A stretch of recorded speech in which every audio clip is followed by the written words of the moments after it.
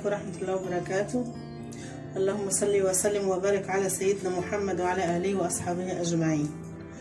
النهاردة يا حبيبة هنعمل صينية كوسة بالبشاميل.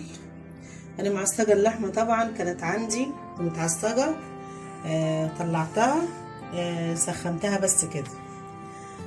ومعايا صينية كوسة طبق كيلو كوسة، ومعايا حوالي 5-6 معالق دقيق، اشوف اخد منهم قد ايه، وملح وفلفل بس، واللبن اهو، اللبن اهو ماشي، ومعايا كيلو لبن. معايا بقى سمنه في قلب الحله اهي اللي هعمل فيها الدقيق. بسم الله. ادي 1 2 3 4 5 معالق هرمية كده، ادي 6.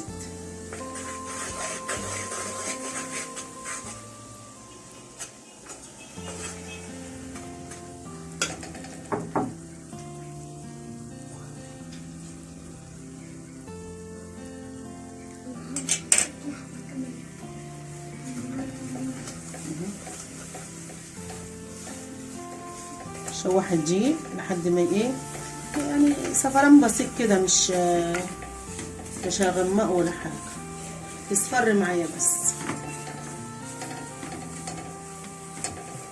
اهو. الدقيق لونه اصفر شويه اهو معاكم. الكوسه بالبشاميل دي جميله ومفيده جدا.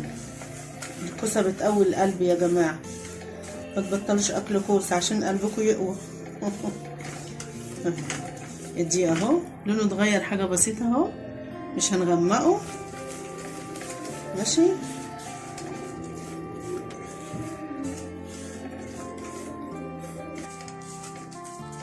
خلاص كده ريحه الدقيق طلعت خالص اهو. بسم الله الرحمن الرحيم. انا وطيت البوتاجاز. الدقيق اللبن بالقشطه بتاعته، القشطه في قلبي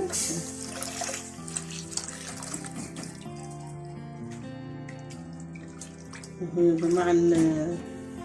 اللبن اهو حطيته كله. اللبن بتاع البشاميل لازم يكون بارد، ما يبقاش سخن عشان ما يكلكعش.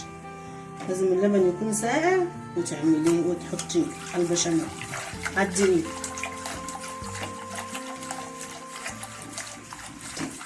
مقدار ما يغلي بس شويه هتلاقيه تخن معاك.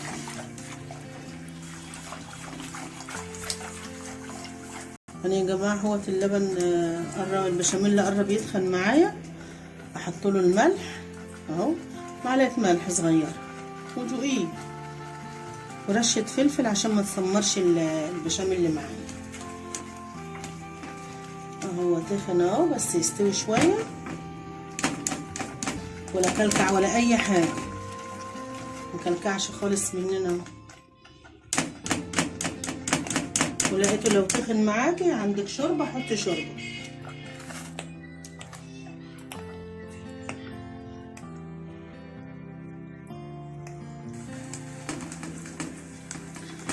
خلاص البشاميل تخن اهو ماشي.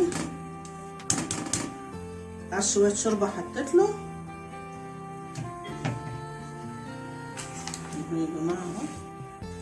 اللي بحبه طري، ما بحبوش تخين كده، بحب البشاميل طري خالص.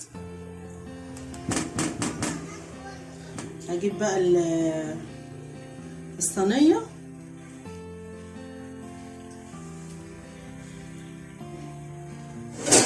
اللي هرص فيها. انا بحب اعمل في البايركس على طول.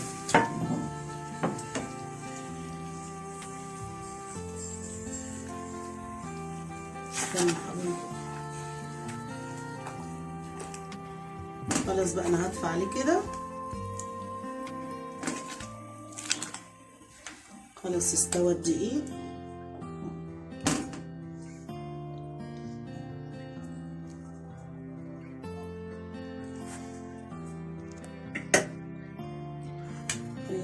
الصينية الصينية اهي، اديتها مسحة بشاميل خفيفة كده. وهرص بقى الايه الكوسة فيها. بسم الله.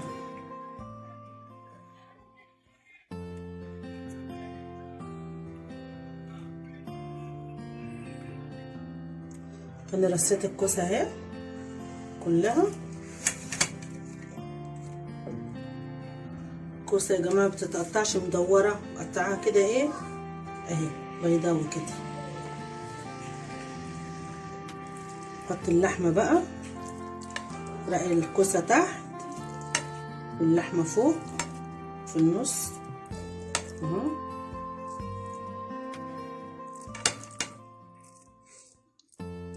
بعد ما فردنا اللحمة، بعد ما فردت اللحمة هيت على الكوسة، هرص بقى الايه الرق الكوسة اللي فوق،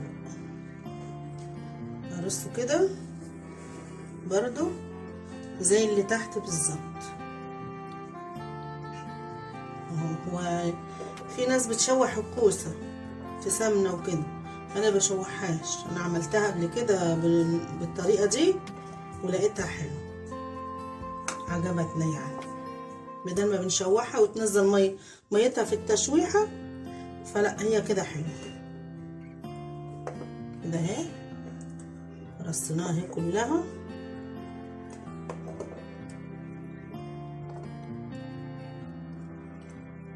عايزة ايه اسد الفراغات دي كلها علشان ايه البشاميل ما ينزلش منها.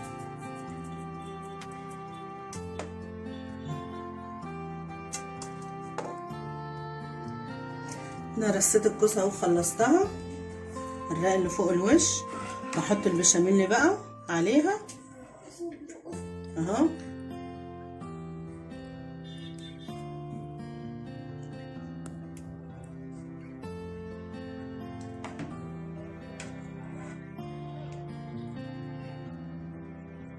شبعيها بالبشاميل.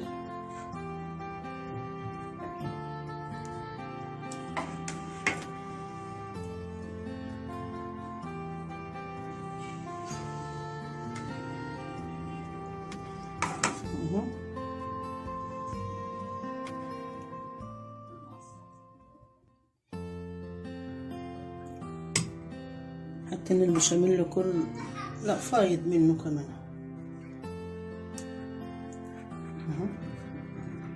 عندك بقى ايه جبنه رومي اختياري مش اجباري يعني، جبنه رومي حطي، ما عندكيش خلاص ما يجراش حاجه عادي يعني. انا كمان عندي جبنه رومي في التلاجة فقلت احط منها. بصوا فوق وشها شويه جبن كده اهو، وتدخلها الفرن على 180 على حسب الفرن بتاعك ودرجة الحرارة بتاعته.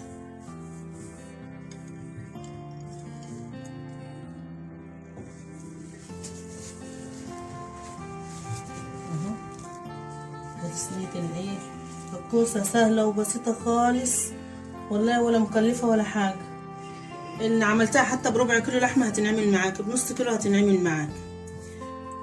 وادي صينية الكوسة هحطها في الفرن، ولما تستوي هوريها لكم بقية الجبنة كلها.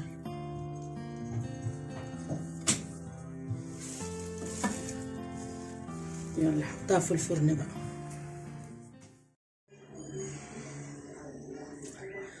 ورجعت تاني يا حبايبي، طلعت الصينية من الفرن اهي. معلش حروقت بقى من هنا ايه لانها كانت بتطشطش كده في الفرن. الصينية معاكم اهي جميلة، صينية الكوسة بالبشاميل، جربوها طعمة وجميلة والله، وجربوها مش هتندموا عليها. اللي شاف الفيديو بقى واللي لسه اول مرة يشوف فيديو ليا يشترك لي في القناة، وعلقوا لي يا جماعة، عايزة تعليقات وعايزة لايك وشير بقى يا جماعة.